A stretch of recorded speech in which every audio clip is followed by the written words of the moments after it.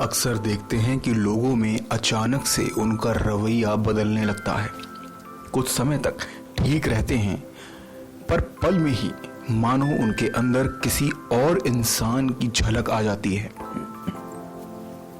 वह इंसान जैसा जैसा होता है वह वैसा नहीं रहता, उसमें बहुत से परिवर्तन दिखने लगते हैं, जैसे कि उसका व्यवहार, उसके खान पान का अधिक या कम,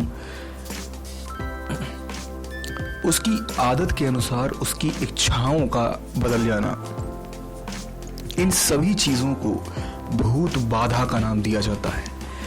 कहते हैं जब इंसान अपने से विपरीत स्थितियों को करने लगता है वह भूत बाधा का शिकार हो जाता है। आखिर क्या है ये भूत बाधा और क्या है इसके निवारण, आइए जानते हैं।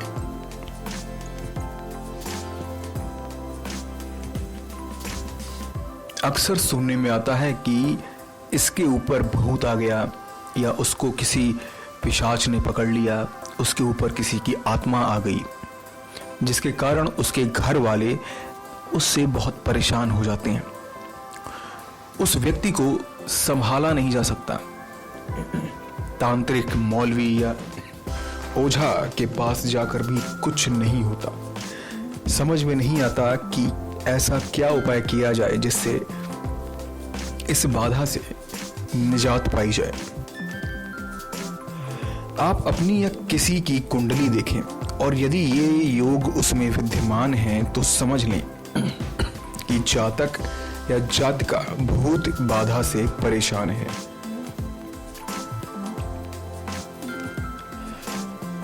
पहला, योग कुंडली के पहले भाव में चंद्र के साथ राहु और 5वें और 9वें भाव में क्रूर ग्रह स्थित हों।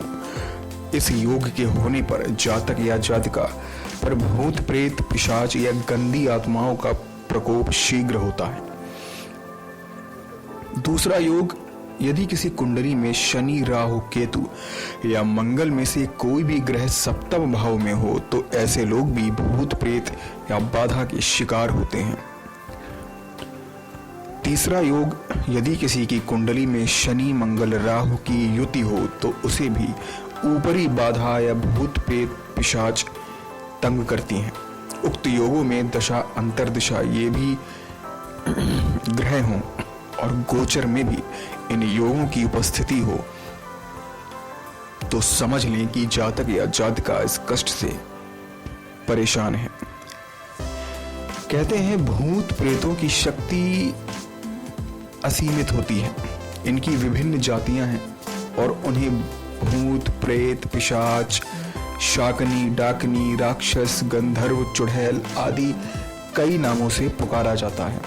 ज्योतिष के अनुसार राहु की महादशा में चंद्र की अंतरदशा हो और चंद्र दशापति राहु के भाव 8 और 6 या 12 में बलहीन हो तो व्यक्ति पिशाच दोष से ग्रस्त होता है। भूत से पीड़ित व्यक्ति किसी विक्षिप्त की तरह बात करता है। मूर्ख होने पर भी उसकी बातों से लगता है कि वह कोई ज्ञानी पुरुष हो। उसमें गजब की शक्ति आ जाती है। क्रोधित होने पर वह कई व्यक्तियों को एक साथ पछाड़ सकता है।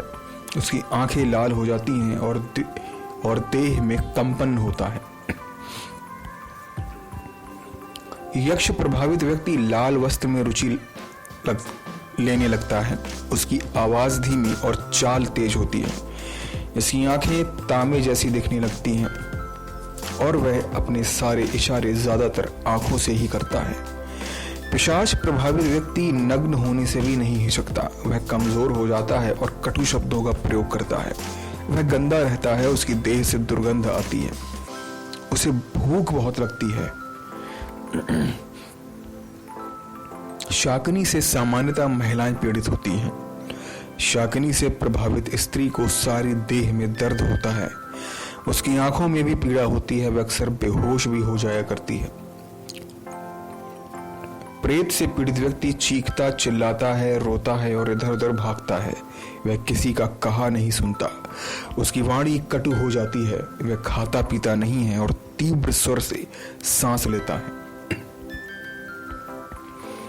वहीं अगर चुड़ैल प्रभावित व्यक्ति की बात करें तो उसकी देह पुष्ट हो जाती है, वह हमेशा मुस्कुराता रहता है और सिर्फ मांस खाने की इच्छा व्यक्त करता है। इस सृष्टि में जो उत्पन्न हुआ है उसका नाश भी होना है, वह दोबारा उत्पन्न होकर फिर से नाश होना, यह क्रम नियमित रूप से चलता है।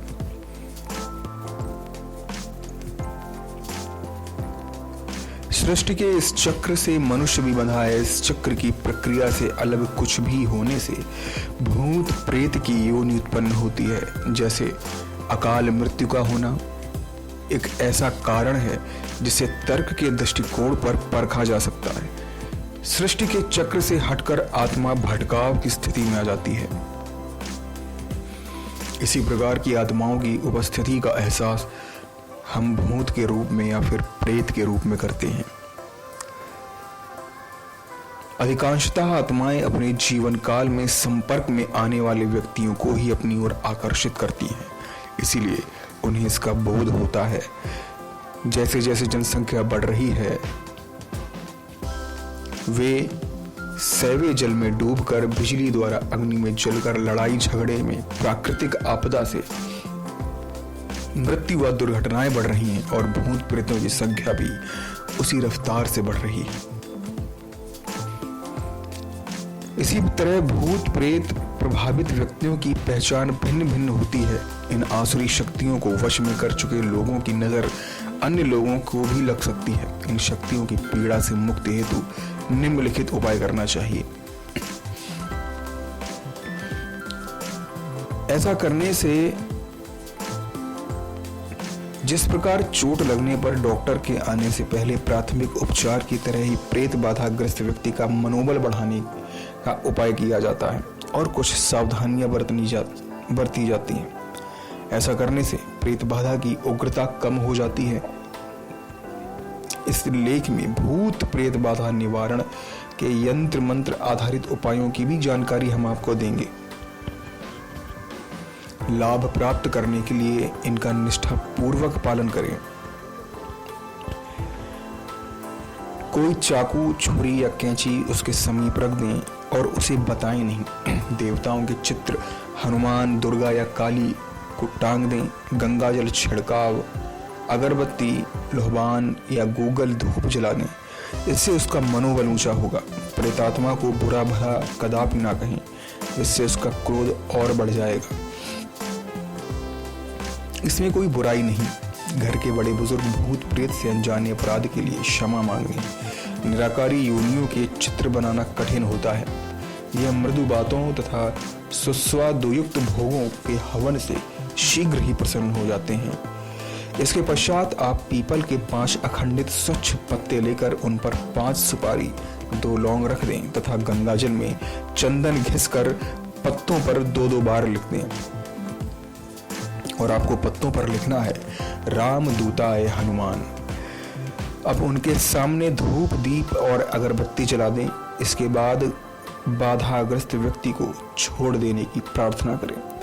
ऐसा करने से प्रेत बाधा नष्ट हो जाती है। फिर भी अगर लाभ ना हो तो नीचे कुछ उपाय हम आपको बताएंगे जो टोटके सिद्ध करके काम करेगी। यदि बच्चा बाहर से खेलकर, पढ़कर, घूमकर आए और थका, घबराया या परेशान सा लगे तो यह उसे नजर या हाय लगने की पहचान है। ऐसे में उसके सर से 7 लाल मिर्च और 1 चम्मच राई के दाने 7 बार घुमाकर उतार कर रख लें और उन्हें आग में जला दें। यदि बेवजह डर लगता हो तो डरावने सपने आते हों या हनुमान चालीसा, तो हनुमान चालीसा और गजेंद्र मोक्ष का पाठ करें। हनुमान मंदिर में हनुमान जी का श्रृंगार करें व चोला चढ़ाएं। किसी के काम में मन ना लगता हो, उचाट सा रहता हो तो रविवार को प्रातः भैरव मंदिर में मदिरा अर्पित करें और खाली बोतल को 7 बार अपने सर से उतारकर पीपल के पेड़ के नीचे रख दें।